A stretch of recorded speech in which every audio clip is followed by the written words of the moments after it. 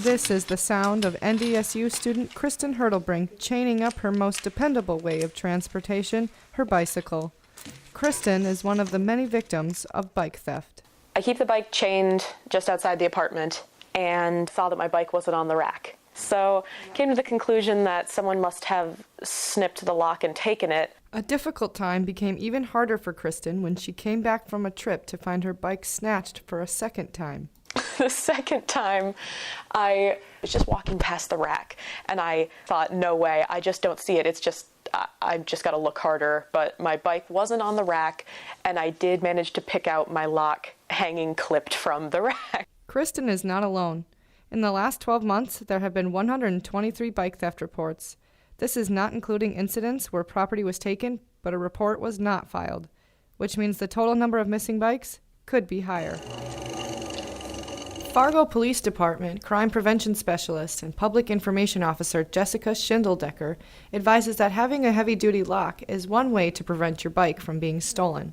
The biggest thing is locking them up and using good bike locks, things that can't be easily defeated, such as those cable locks can be cut, and removing a front wheel or the back wheel and removing the seats, parking it in a well-lit area, and then tying it to something that it can't be removed from. Registering your property online is a good way to assure a safe return if you are robbed. Fargo does offer a program called My Property, which is a free program for anybody who wants to go on and register. Not every missing bike goes unreturned.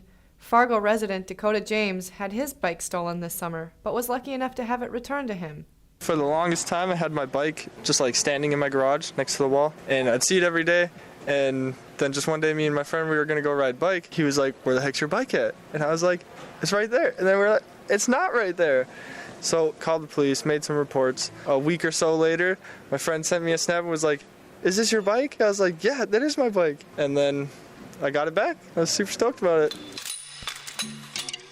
With many vigilant thieves, it is best to try and keep your bikes locked with a heavy-duty U-lock and to keep your bike out of dimly lit areas. It is also advised to contact the authorities to report stolen bikes even if it is not registered. But that advice comes too late for students like Kristen, who now take these extra steps to prevent thieves from taking from her again. Who does that? People steal? That's crazy. This is Mimi Kirby for Dragon Radio.